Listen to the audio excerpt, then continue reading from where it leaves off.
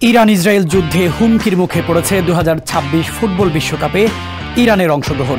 আর সেই বিশ্বকাপে আলো ছড়ানোর অপেক্ষায় থাকা নেইমারের ফেরা হচ্ছে না ইউরোপের ক্লাবে। থেকে যাচ্ছেন শৈশবের ক্লাব সান্তোসে।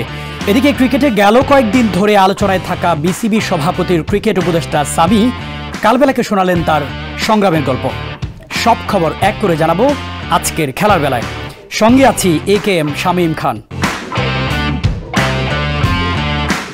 ক্রিকেটার, ধারাভাষ্যকার, নিউজ প্রেজেন্টার থেকে তিনি বনে গেছেন বিসিবি সভাপতির ক্রিকেট উপদেষ্টা।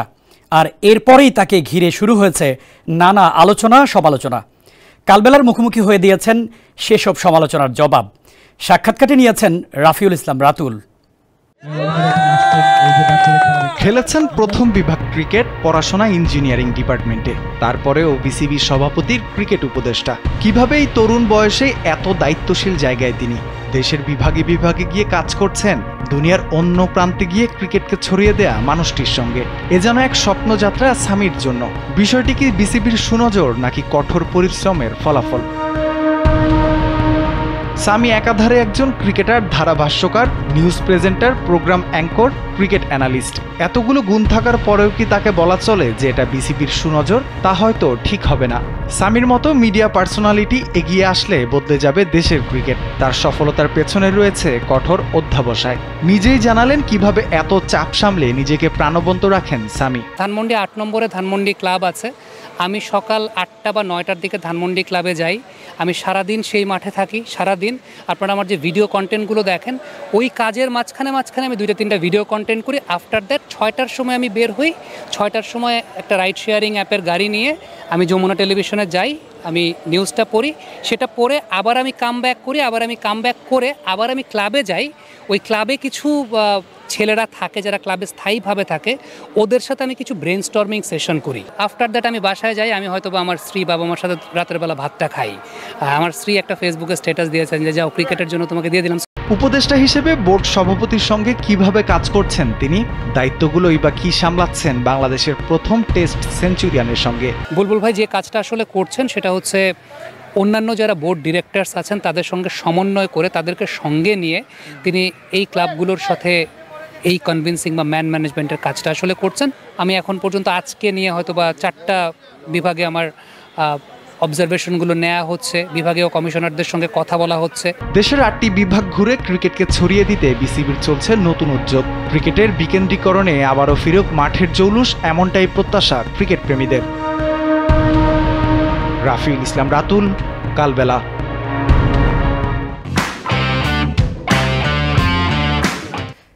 ইসরায়েলের সঙ্গে সাম্প্রতিক যুদ্ধ এবং যুক্তরাষ্ট্রের সঙ্গে রাজনৈতিক বৈরিতা 2026 ফিফা বিশ্বকাপে ইরানের অংশগ্রহণ অনিশ্চিত করে তুলেছে।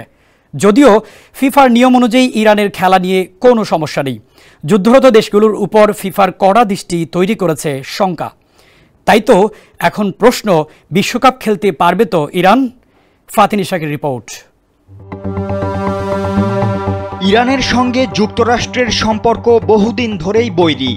এর মধ্যে ইসরায়েল ইরান সাম্প্রতিক যুদ্ধ পরিস্থিতি সেই উত্তেজনা আরও বাড়িয়ে তুলেছে, যার প্রভাব পড়েছে ক্রীড়াঙ্গনেও।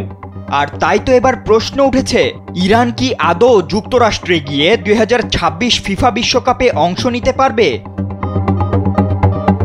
সপ্তাহ দুয়েক আগেই ফিফা আনুষ্ঠানিকভাবে কাউন্টডাউন শুরু করেছে 2026 বিশ্বকাপের। আগামী বছরের 11ই জুন থেকে শুরু হচ্ছে ফুটবলের সবচেয়ে বড় এই আসর, যার আয়োজক যুক্তরাষ্ট্র, কানাডা ও মেক্সিকো।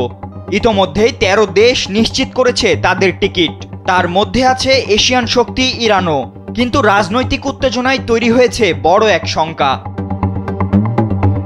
ফিফার নিয়ম অনুযায়ী ইরানের বিশ্বকাপে অংশগ্রহণে কোনো সমস্যা না থাকলেও যুদ্ধরত দেশগুলোর ওপর ফিফার কড়া দৃষ্টিভঙ্গি রয়েছে।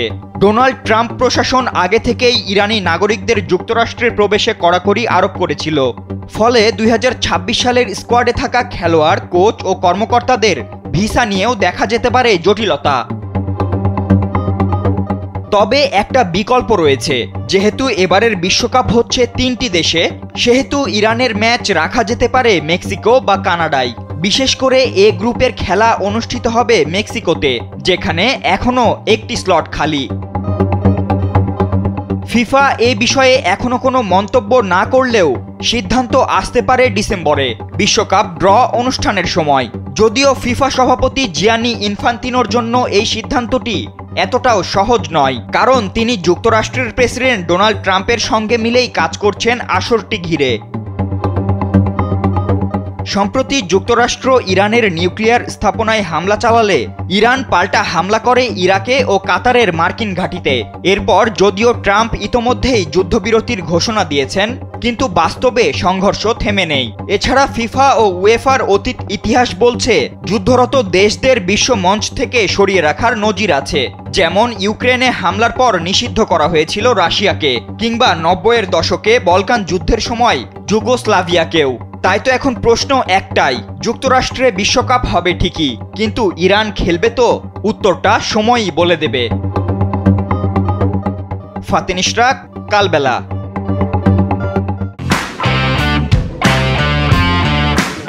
এখনই ইউরোপে ফেরা হচ্ছে না নেইমার জুনিয়রের।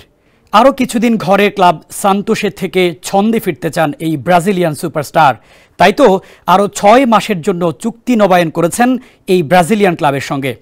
চোট ও বিতর্ক পেরিয়ে নেইমার কি পারবেন আবারও নিজের চেনা ধাঁচে ফিরতে? বিস্তারিত ফাতিন ইশরাকের রিপোর্টে। তিনি একসময় ছিলেন ফুটবল বিশ্বের রাজপুত্র। সান্তোস থেকে বার্সেলোনা, পিএসজি হয়ে পাড়ি জমিয়েছিলেন সৌদি আরবে। চোট, সমালোচনা আর বিতর্ক পেরিয়ে নেইমার জুনিয়র আবারও ফিরেছেন নিজ ঘর সান্তোসে। তবে সম্প্রতি গুঞ্জন উঠেছিল সান্তোস ছেড়ে ফের ইউরোপে পাড়ি জমাতে পারেন নেইমার। কিন্তু মঙ্গলবার সেই সব গুঞ্জন উড়িয়ে সান্তোসের সঙ্গে আরও 6 মাসের চুক্তি নবায়ন করেছেন এই ব্রাজিলিয়ান। যদিও ক্লাবটা তাকে 2026 বিশ্বকাপ পর্যন্ত চেয়েছিল, তবে নেইমার চেয়েছেন নিজের ভবিষ্যৎ নিজের হাতেই রাখতে, যে কারণে আগামী ডিসেম্বর পর্যন্ত এই চুক্তি নবায়ন করেছেন তিনি। নতুন চুক্তিতে তার পারিশ্রমিকও থাকছে আগের মতোই, মাসে 7 লাখ ইউরোর কিছু বেশি টাকার অঙ্কে, যা প্রায় 10 কোটি টাকা। চুক্তির পর সান্তোসের অফিসিয়াল ওয়েবসাইটে নেইমার বলেন, সান্তোস আমার ঘর, আমার শিকড়, আমার ইতিহাস। আমি এখানে সুখী, এখানেই আমি সত্যিকারের ভালোবাসা পাই। চলতি বছর জানুয়ারিতে সান্তোসে ফেরার পর নেইমার খেলেছেন 12 ম্যাচ, করেছেন 3 গোল 3 অ্যাসিস্ট। তবে 2 বার চোটে পড়েছেন, সর্বশেষ ম্যাচে হাত দিয়ে গোল করে দেখেছেন লাল কার্ড। যদিও এখন নেইমার অনেকটাই সুস্থ, তবুও কার্লো আনচেলত্তি তাকে এখনো জাতীয় দলের স্কোয়াডে ডাকেননি। এই মাস্টারমাইন্ডের স্পষ্ট যুক্তি, নেইমার এখনো সেরা কন্ডিশনে নেই। তাই তো নেইমার এখন সান্তোসে থেকেই আবারও ছন্দে ফিরতে চান। এখন দেখার বিষয়, ফুটবল বিশ্বের রাজপুত্র আবারও নিজের চমক দেখাতে পারেন কিনা। ফাতিন ইশরাক, কালবেলা।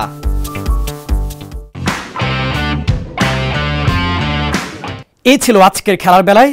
এতক্ষণ সঙ্গে থাকার জন্য ধন্যবাদ।